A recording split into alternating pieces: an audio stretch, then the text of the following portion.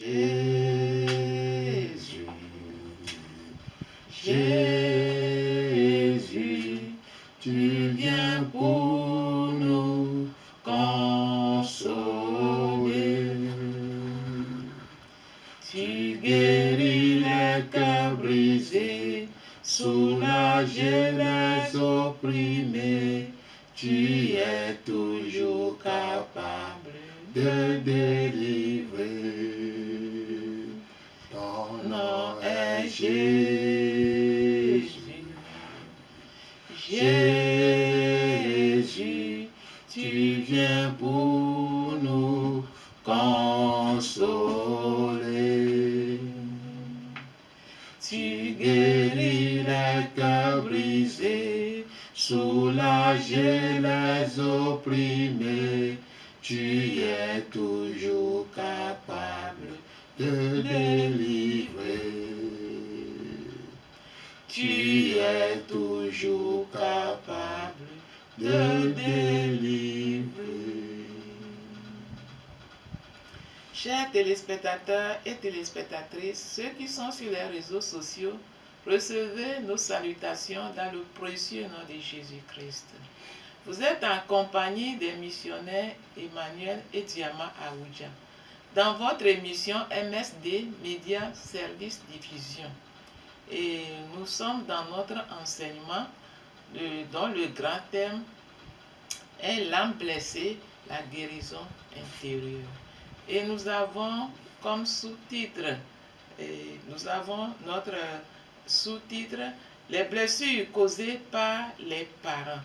Et nous avons parlé des rejets passifs et les rejets agressifs. Ce sont des choses que les blessures causées par les parents donnent. Et aujourd'hui, nous allons continuer par l'abus physique et l'abus émotionnel. Prions. Notre Dieu, notre Père, nous te sommes infiniment reconnaissants pour cette occasion que tu nous as donnée d'être là, Papa, pour éclairer de ta part. Nous prions au nom de Jésus-Christ que tu disposes les cœurs, les pensées, et que tous ceux qui vont nous suivre, Père, nous prions que tu rends cette terre fertile, afin que ceux qui vont écouter, ils puissent les comprendre et les recevoir avec révélation, pour pouvoir les faire quitter d'une dimension à une autre dimension qui va les bénir, qui va les restaurer et qui va apporter des solutions à leurs besoins, à leurs problèmes, au nom de Jésus-Christ. Amen. Amen, amen. Donc nous avons parlé de rejet passif et rejet agressif. Nous avons parlé de tout détailler ces choses. Et aujourd'hui, nous voulons parler de l'abus physique et l'abus émotionnel. Donc, ayez vos yeux et vos oreilles pour voir ce que Dieu a préparé pour vous tenir compagnie tout au long de cette séance. Donc, qu'est-ce que l'abus physique? Quand on parle de l'abus physique, c'est quelque chose qui est terrible. Quand on éduque des gens avec cette méthode d'abus physique, ça ne joue rien dans la vie de la personne, plutôt ça endommage la personne. Cela veut dire que certains parents, dans leur parcours, sont très sévères et critiques. Ils ne louent jamais ou encouragent les enfants. Chaque fois, c'est des coups. Certains ont même recours à des coups corporels ou à des abus physiques. Et d'autres, on les a mis à genoux avec 2 blocs entre les 2 mains. D'autres, on les a ligotés et on les a frappés. De telle manière que ce n'est plus le corps qui souffre. Ça atteint l'âme, c'est-à-dire l'âme qui contient la personnalité et l'émotion de la personne. D'autres, tellement qu'on les a vraiment, par exemple, il a fait une petite erreur, au lieu de tolérer, on les a fait asseoir et on les a ligotés, on les a affamés, on n'a rien donné à manger. D'autres, on les a dit, si en est ainsi, tu n'as rien à voir aujourd'hui, va à l'école, le ventre creux.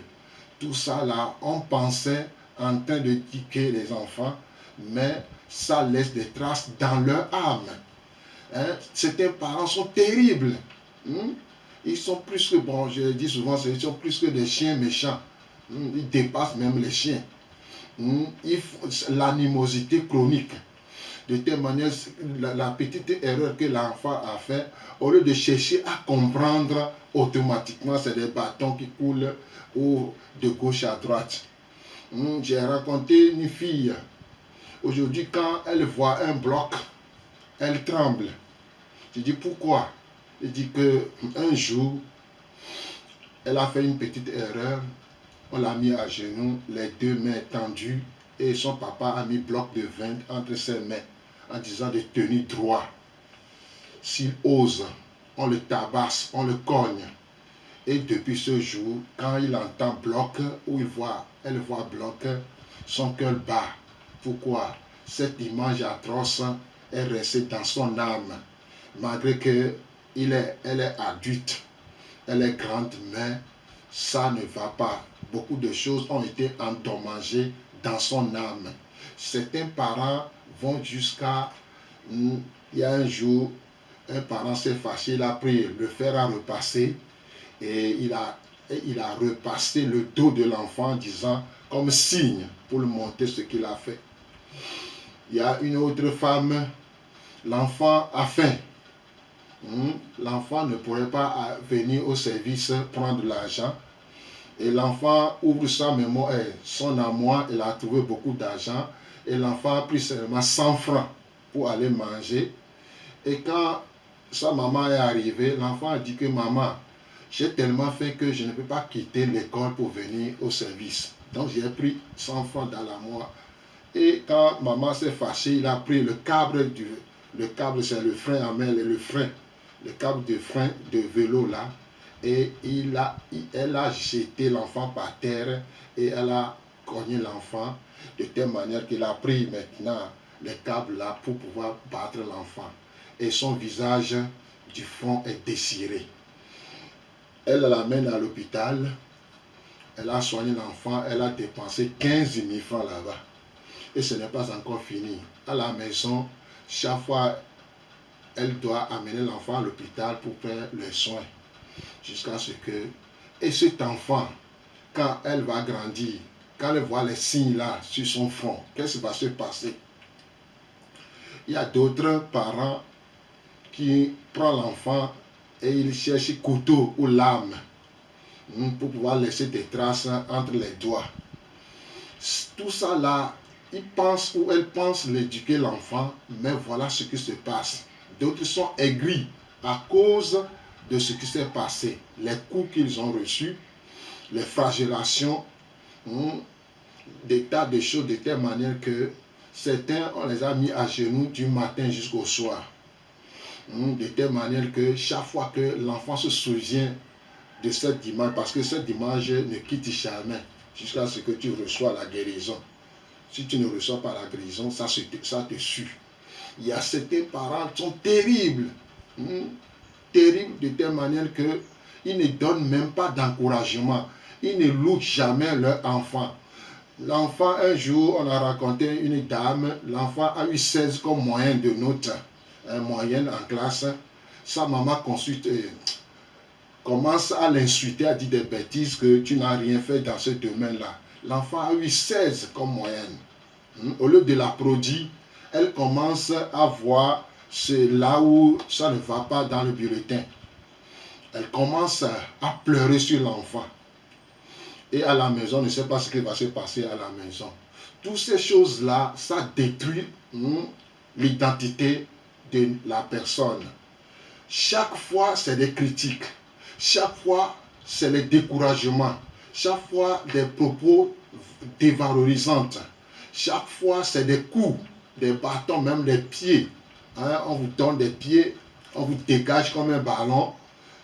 Certains parents recourent aussi à la main. On te donne un raflet sur le visage, ainsi de suite. Tout ça là, ça détruit la personne. Et ces blessures qui se trouvent dans l'âme de la personne, ça traîne, ça transporte. Ça fait que dans sa vie adulte, ça va encore chauffer. Quand il va se marier, il va reproduire les mêmes choses.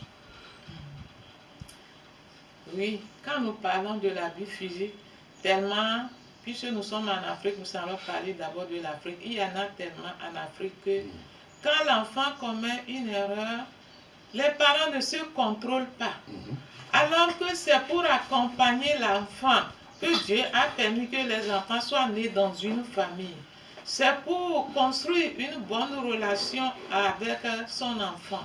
C'est pour montrer l'amour, c'est pour transmettre l'amour dans leur enfant, puisque l'enfant, c'est notre produit, c'est notre suite, c'est une partie de nous. C'est pour leur communiquer le caractère de Dieu en nous. Mais malheureusement, les parents, ils communiquent plutôt, je ne sais pas, ils prennent leur enfant comme leur rival, leur ennemi, ils boxent même avec leurs enfants. Ils crient sur leurs enfants. Ils disent de n'importe quoi sur l'enfant à cause d'une petite erreur que tu vas prendre un petit temps, peut-être 1 minute pour corriger. Tu prends toute 1 heure pour crier, taper, sauter sur l'enfant. Et ça n'aide pas. Même les parents, ça ne les aide pas à avancer, ni aussi à faire avancer l'enfant. Et ça ne construit pas l'enfant. Mais ils sont en train de détruire carrément les enfants. Ils passent à côté. Bien sûr, la Bible a dit d'éduquer son enfant dans l'amour et de corriger l'enfant. Mais lorsque l'enfant fait une erreur, ce n'est pas le moment qu'on est énervé, qu'on saute sur l'enfant pour le tabasser comme son ennemi ou bien son rival. J'ai connu aussi, quand on était encore enfant, chez nous, et la femme, elle a un doigt coupé. Et elle vient chez nous de temps en temps, comme c'est la cour royale, quand elle vient chez nous, elle reste. Donc, j'ai eu la curiosité de poser la question à mon maman que pourquoi cette dame a un doigt coupé. Et la maman m'a dit que c'est les étrangers qui sont venus du Ghana, ils sont chez nous. Et la fille, dans sa jeune âge, elle arrive à peine dans son préadolescence qu'elle a pris quelque chose. Bon, son père a dit qu'elle a volé. Et son père a pris son doigt déposé sur le bois. Et il a pris le couteau, il a coupé un doigt de l'enfant. Et c'est comme ça, l'enfant est resté avec 9 doigts, contrairement aux 10 doigts que Dieu lui a donnés. Et elle a grandi, est devenue grande dame, elle vend les poissons, donc elle est toujours régulière chez nous. Elle traîne avec ces 9 doigts comme ça. Pas parce qu'elle est handicapée, mais parce qu'elle a pris quelque chose, elle a volé et il fallait qu'on coupe son doigt pour qu'elle garde le souvenir et ne plus voler jamais, jamais, jamais. On pouvait aussi lui parler, lui interdire et lui dire les conséquences de vol pour qu'elle arrête, qu'elle abandonne. Imagine, ça veut dire que si elle volait encore, on va encore couper un autre doigt, jusqu'à si elle vole 5 fois, 5 doigts vont partir. Et ce n'est pas des choses qui édifient ou bien qui construisent les enfants. Quand un enfant commet une erreur, c'est pourquoi Dieu l'a placé sous toi, pour que tu puisses le faire voir l'erreur et l'aider à ne plus reprendre, et l'aider à voir les conséquences que donnent ces erreurs pour qu'il ne reprenne plus la même chose. Mais malheureusement, c'est pour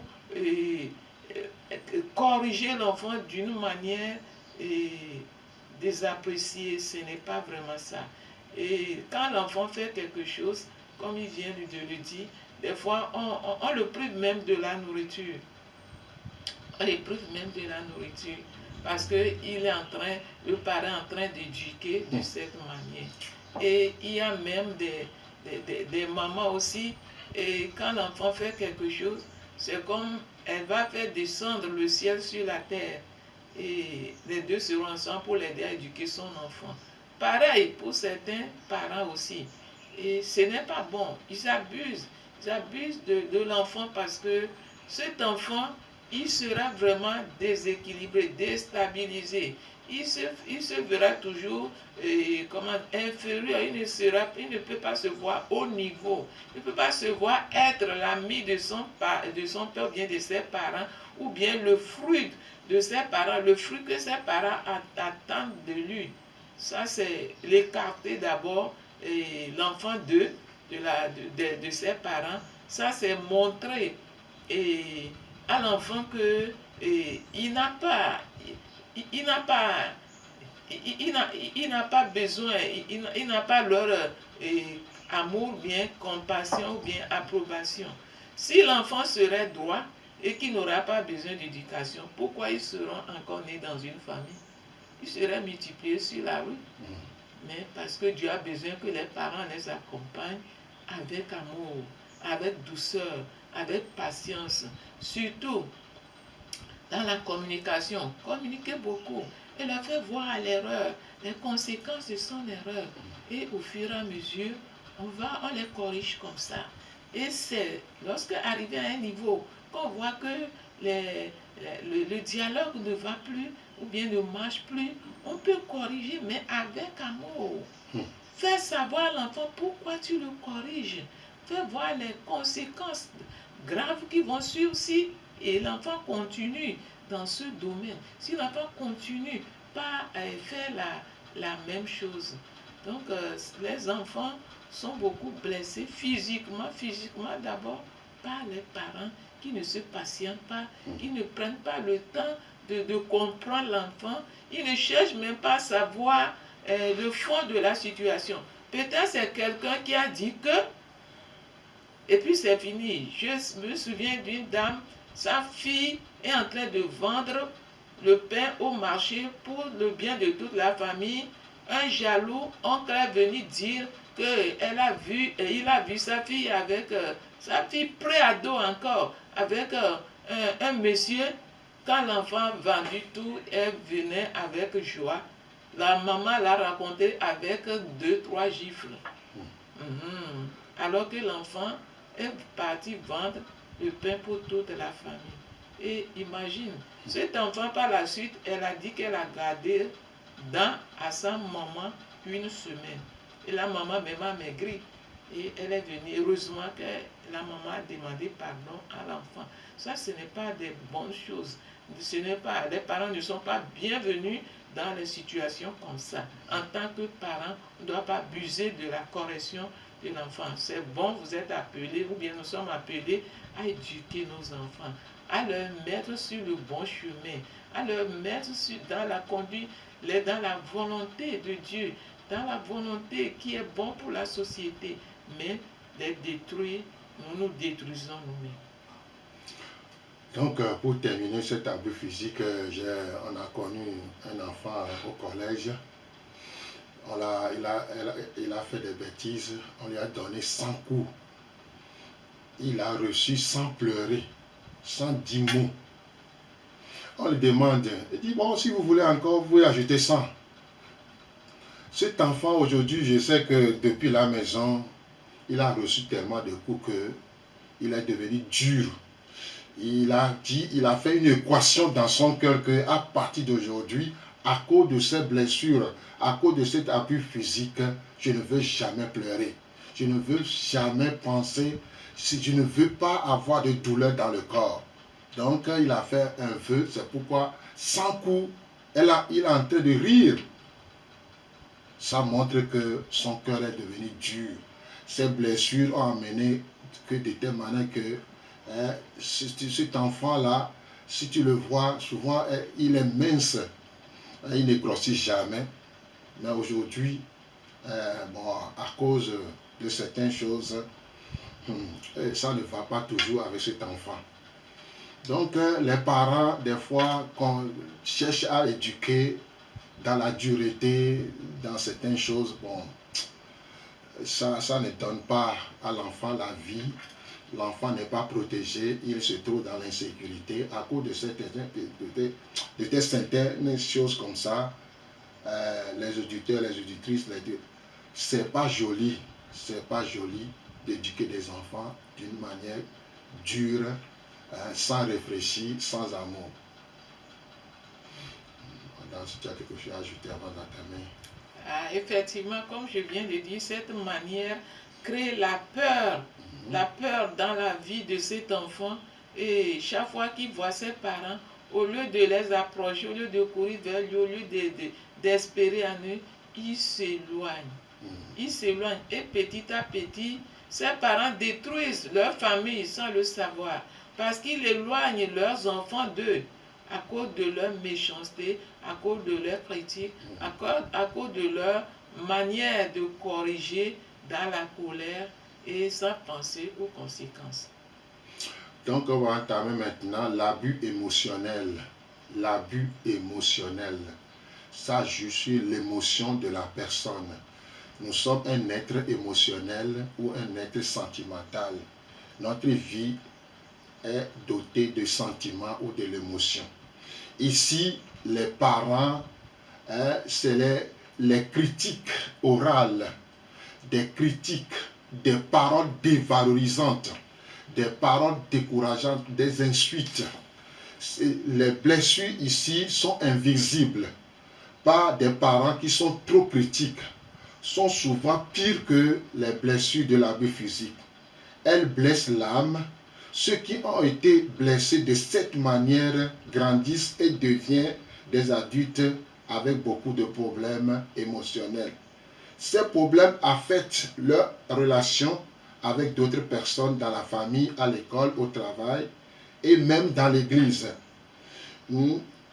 Ces gens de personnes qui ont été abusées émotionnellement ne peuvent pas répondre aux attentes de la société. Celui qu'on a dit dans sa vie, toi tu ne vaux rien, incapable, taré, têtu comme un âne, tu ne peux rien faire bon dans la vie. Qu'est-ce que toi tu peux faire dans la vie? Tu es si paresseux, même ton petit frère est plus intelligent que toi.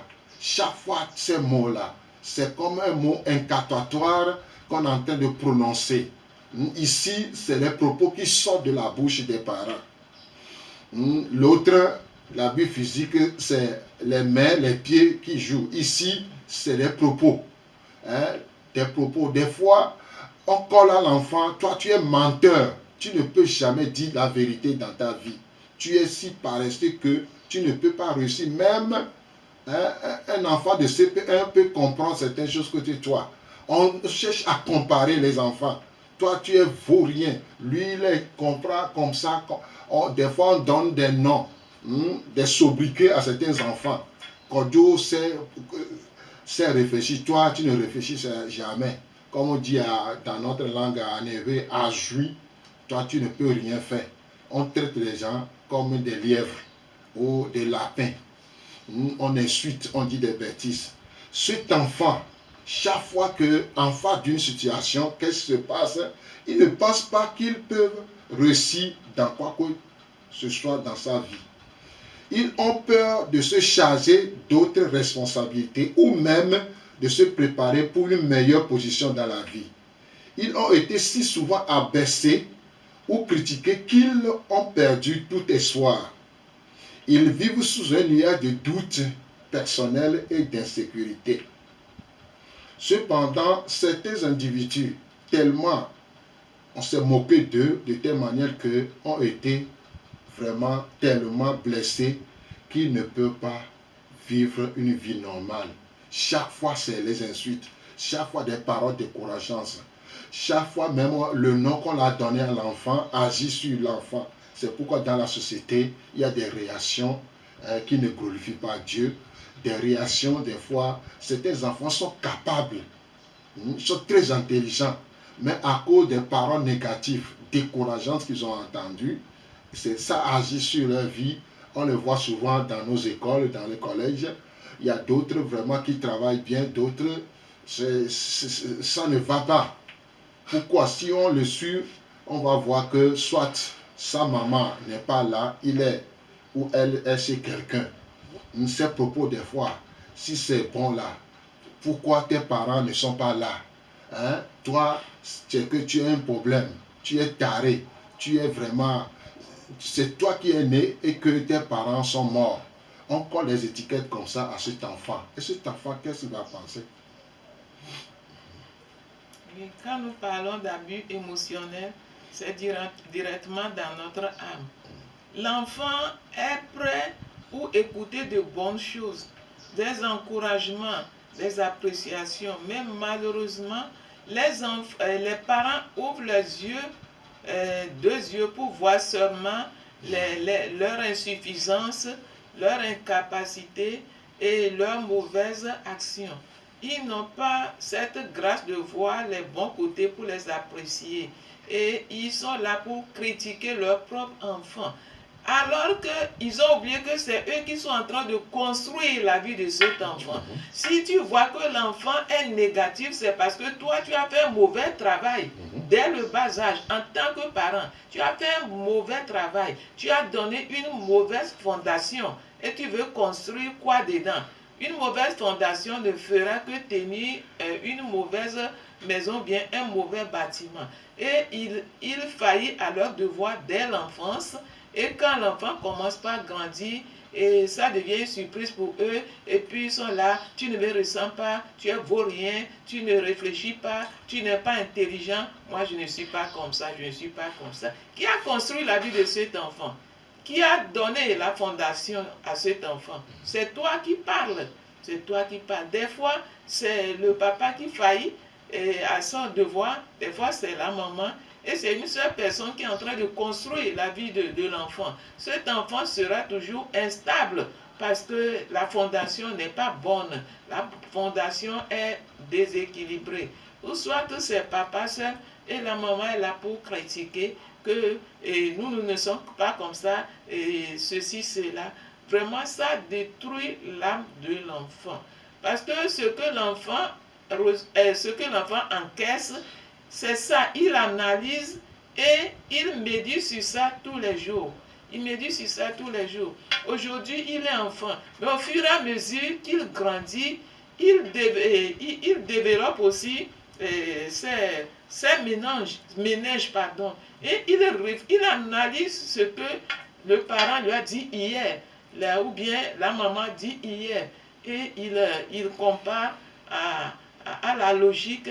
Il se voit vraiment abandonné, il se voit désapprécié, il se voit seul, quand bien même il est dans une famille. Les paroles, on ne contrôle pas vraiment nos paroles avant de les faire sortir envers nos propres enfants, envers nos propres fruits. C'est nous qui avons produit ces fruits. Ces enfants sont notre suite, c'est ta suite. Et tu te blesses toi-même, tu t'insultes toi-même, tu te critiques toi-même, sans prendre conscience encore. C'est triste, c'est triste. Les parents doivent se ressaisir vraiment pour comprendre que mon enfant, c'est mon produit. C'est le produit que j'ai donné. C'est ma suite. Ce que je suis en train de lui dire, c'est à moi-même que je suis en train de dire. Les insultes, c'est à moi-même. Parce que d'une part, j'ai failli. Et c'est pourquoi l'enfant aussi suit. Et il est rentré dans l'erreur.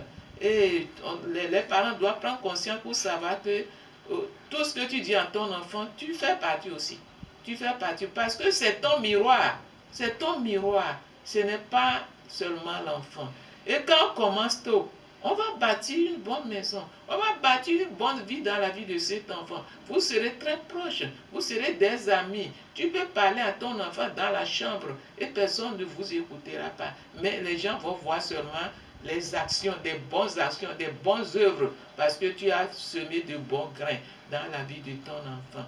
Mais quand tu es là, tu as failli, ou bien tu as oublié, ou bien tu as négligé un peu. Quand l'enfant sera en train de grandir, l'enfant va penser qu'il n'y a pas quelqu'un qui peut le reprocher. Il pense qu'on grandit sans reproche, on grandit sans correction. Et lorsque ça va atteindre ce niveau, tu vas commencer par le critiquer. Tu vas commencer par le critiquer. Parce que l'enfant est déjà sorti de ta main. L'âge qu'il a, il est déjà sorti de ta main. Tu ne peux plus recommencer. Si tu veux forcer, tu risques de briser, oui, sa vie. C'est comme quand l'arbre est déjà grand, on ne peut plus l'ajuster, oui, l'ajuster ou bien le redresser. Mais quand c'est petit, on peut lui donner la forme qu'on veut. Et ça va prendre cette forme. Les parents, ils doivent toujours se voir aussi dedans et prendre aussi conscience, savoir comment ils vont reprendre leur enfant pour les ramener à la raison, à la réalité, pour qu'ensemble, eux et l'enfant, ils s'unissent pour redresser l'enfant de la bonne manière. Ils ne doivent pas décharger ça sur l'enfant seul. D'autres déchargent ça sur la maman. C'est la maman, c'est la maman qui est comme ça, c'est eux qui sont comme ça. Et tu étais où? Tu étais où? Et puis tu as permis que toi, ton enfant soit comme la maman. La maman que toi-même tu as pris et que ça fait partie de toi également. Et la maman, tu étais où? Tu dis que c'est le papa, c'est le caractère de papa, c'est le banditisme de son papa. Tu étais où?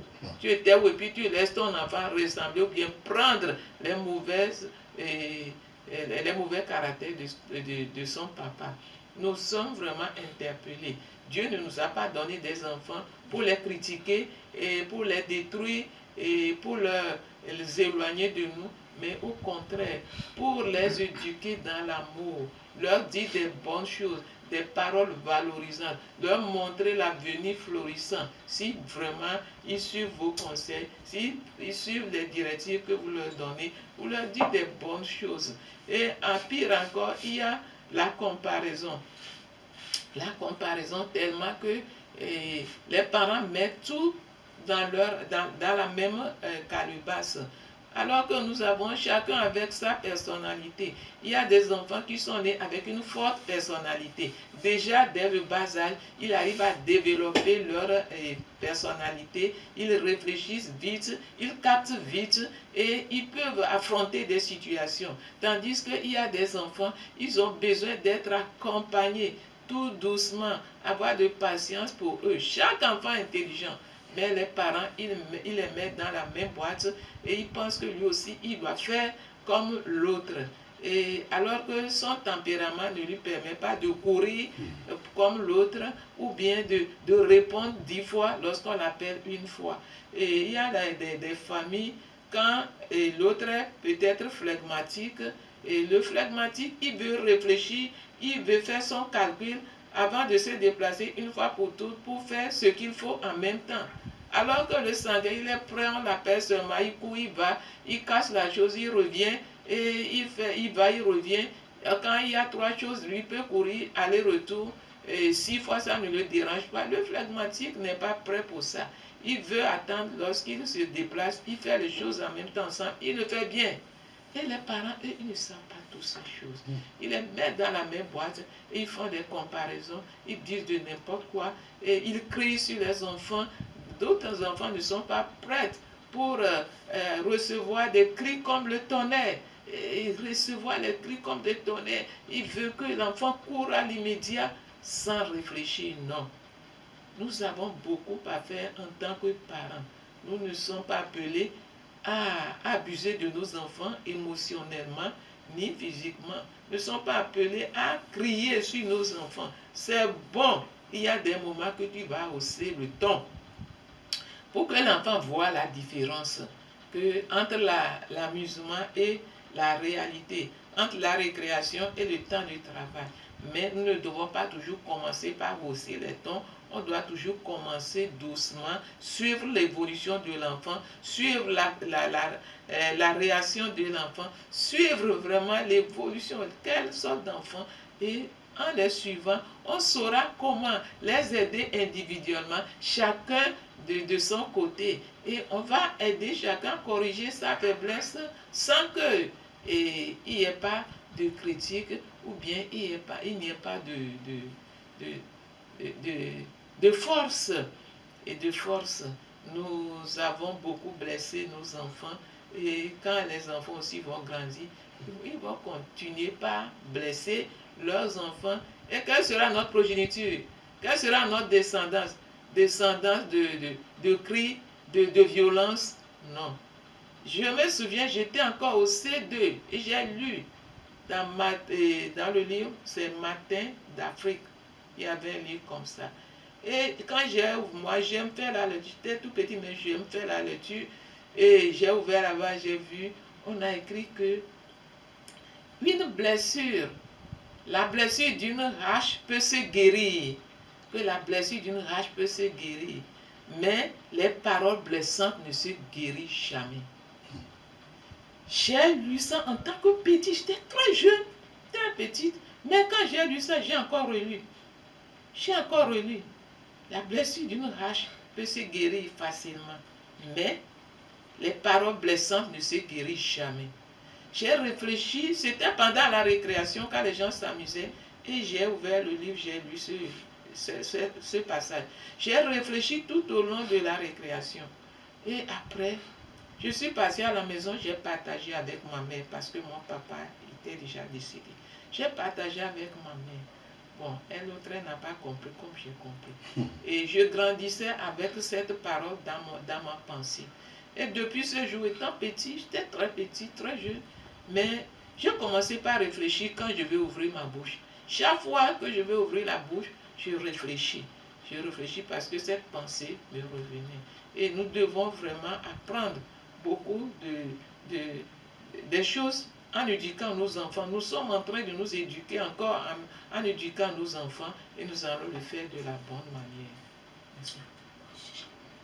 Merci beaucoup.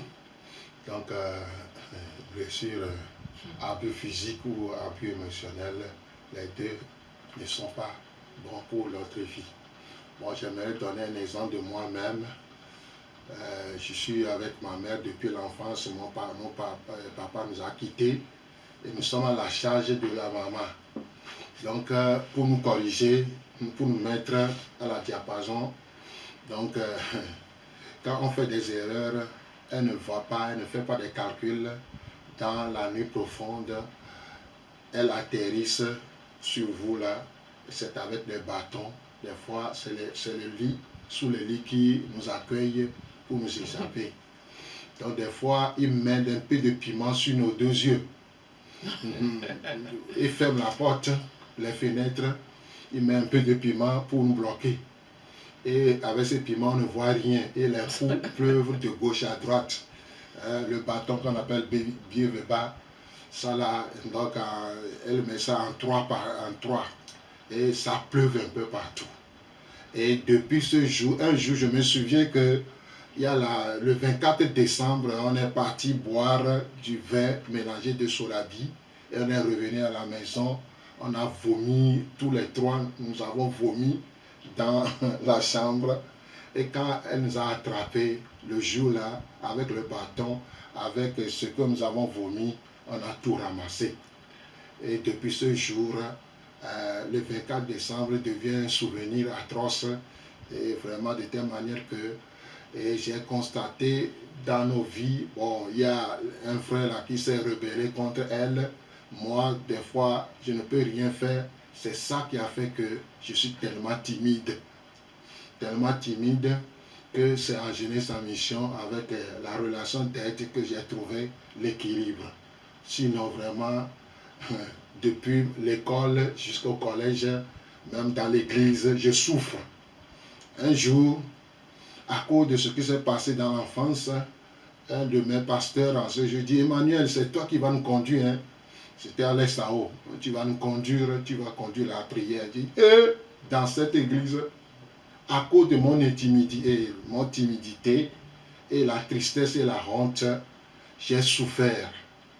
Ce vendredi jusqu'à l'autre vendredi, j'ai souffert. Mais par la grâce de Dieu, j'ai pu aller faire la réunion, tenir devant des pasteurs et de l'église.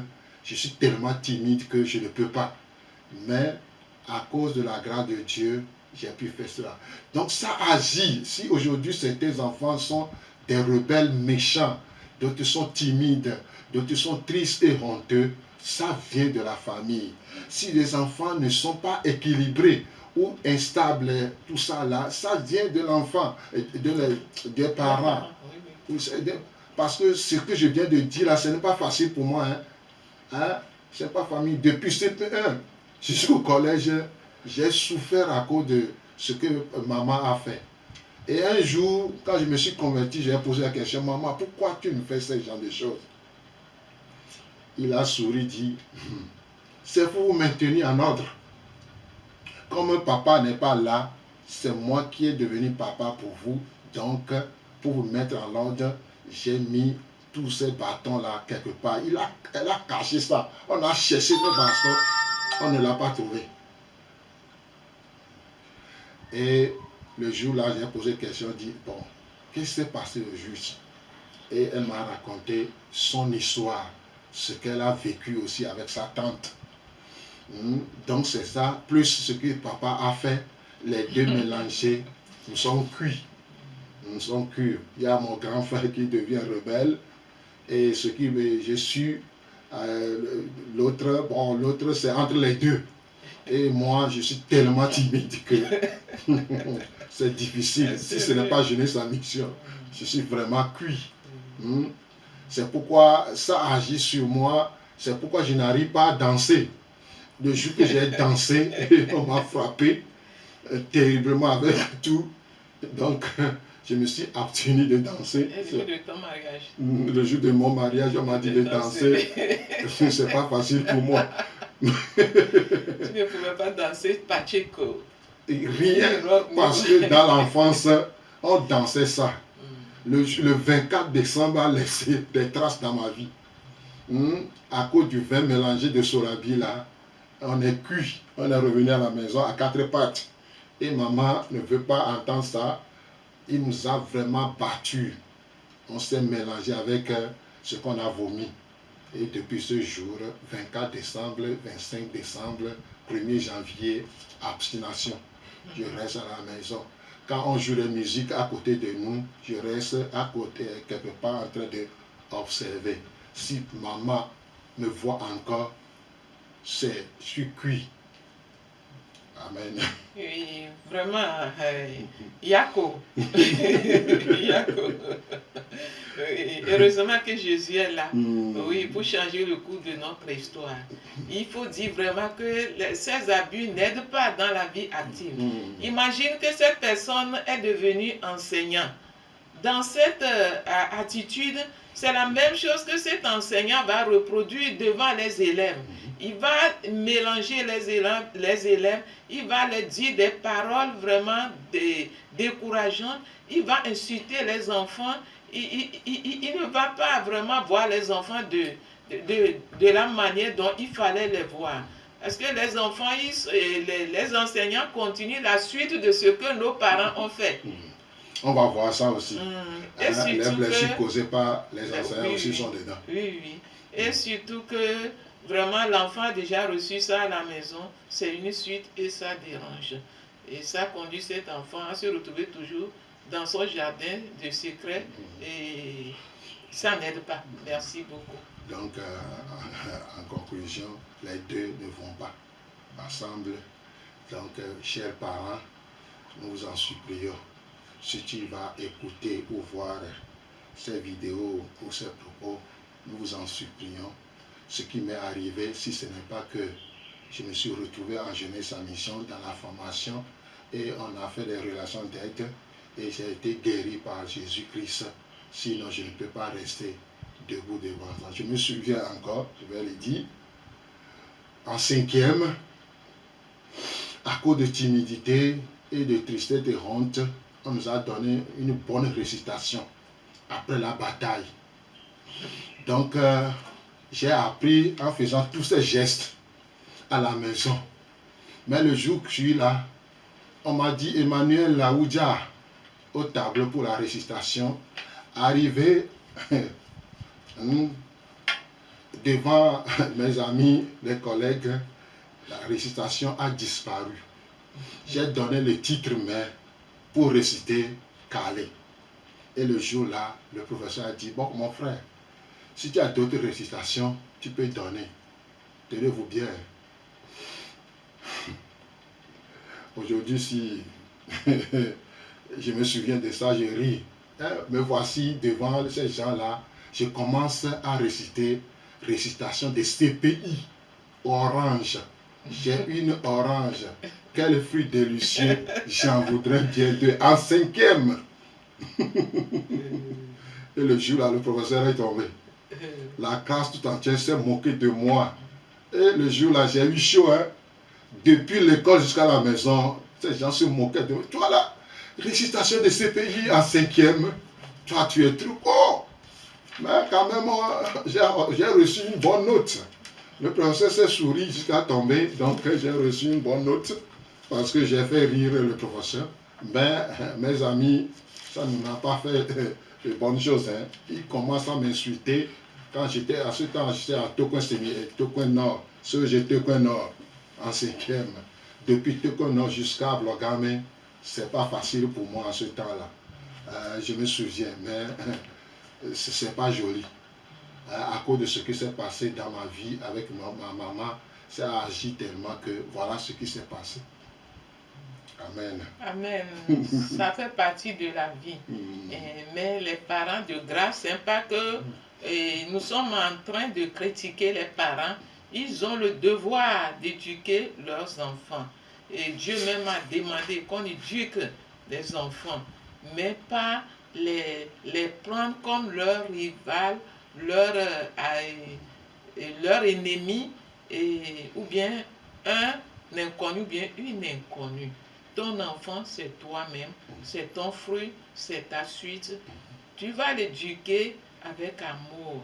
Selon que Éphésiens 6, verset 4 nous a dit, c'est Dieu même qui a donné cette recommandation aussi aux parents comme il a donné aux enfants. Et vous, pères, n'irritez pas vos enfants, mais élevez-les en les corrigeant et en les instruisant selon le Seigneur. Et Dieu, il nous éduque, il attend de nous qu'on soit et qu'on marche toujours de perfection en perfection, mais Dieu ne nous détruit pas. Dieu ne nous éloigne pas de lui. Nous devons avoir l'exemple de Dieu et ça peut aider à éduquer nos enfants avec amour, avec patience et beaucoup de grâce. Et en cela, nous inculquons aussi un bon caractère en eux. Nous inculquons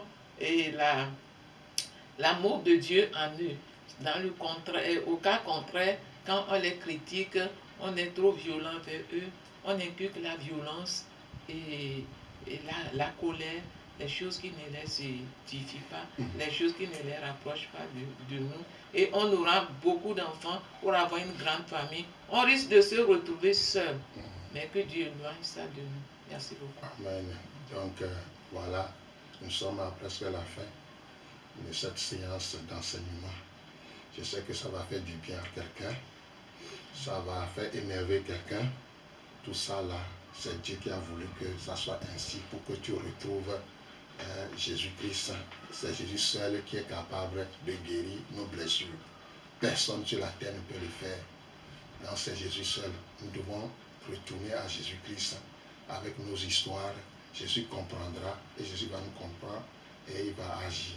Donc on va prier. Oui. Que Dieu donne vraiment l'humilité aux parents, un cœur humble, pour revoir, pour faire l'examen de conscience et voir là où ils ont failli, là où nous avons failli, et refaire les choses de la bonne manière, selon le Seigneur. Notre Dieu, notre Père, nous te sommes reconnaissants pour ce moment que nous avons passé dans ta présence. Papa, tu es Dieu, tu connais les blessures des uns des autres. Tu connais le passé des uns des autres. Mais nous sommes confiants que tu es un papa qui a toujours de remèdes pour nos problèmes. Tu as un papa qui nous vient toujours au secours. Tu es un papa qui change toujours le cours de notre histoire. Et tu veux le faire, c'est pourquoi tu as amené à la lumière ce thème. Nous prions que ta puissance accompagne cet enseignement dans la vie des uns des autres et que tu leur donnes ce cœur humble pour pouvoir chercher et se lever pour chercher et pour avoir un changement, une réconciliation alors que ces mauvaises façons ont détruit leur famille, qu'il y ait la réconciliation, qu'il y ait l'harmonie et que Seigneur, les enfants puissent aussi suivre ce bon exemple et reproduire toujours de bonnes choses pour une génération meilleure au nom de Jésus-Christ. Amen. Amen. Donc si vous aimez nous contacter, on vous aide psychologiquement ou spirituellement, nous sommes prêts. Tout ça, on les appelle souvent la relation d'aide. C'est la relation d'aide qui m'a guéri. C'est la relation d'aide qui m'a guéri. Aujourd'hui, je peux tenir devant une foule pour pouvoir les éduquer, les enseigner. Comme on est maintenant à l'école, au collège, si ce n'est pas ainsi, je ne sais pas qu'est-ce qui va se passer. Mais si vous voulez nous contacter, voilà nos numéros, plus 228 70 41 09 27, plus 228 70 41 09 27, plus 228 99 48 35 45, plus 228 99 48 35 45. Tous ces deux numéros sont sur WhatsApp. Si vous voulez aussi passer par Skype, Aouja, Komlan.Aouja, Komlan.Aouja, et vous êtes les bienvenus. Nous sommes à tout point séminaire, derrière Optique à Dieu à gloire. En allant, vous allez trouver la route qui mène vers Toufane, et nous sommes derrière la route de Toufane. Nous sommes derrière la route de Toufane. Vous demandez maison d'après maison à Bodjan et vous êtes les bienvenus. Que Dieu vous bénisse. Shalom, shalom. Bye bye. Amen. Amen.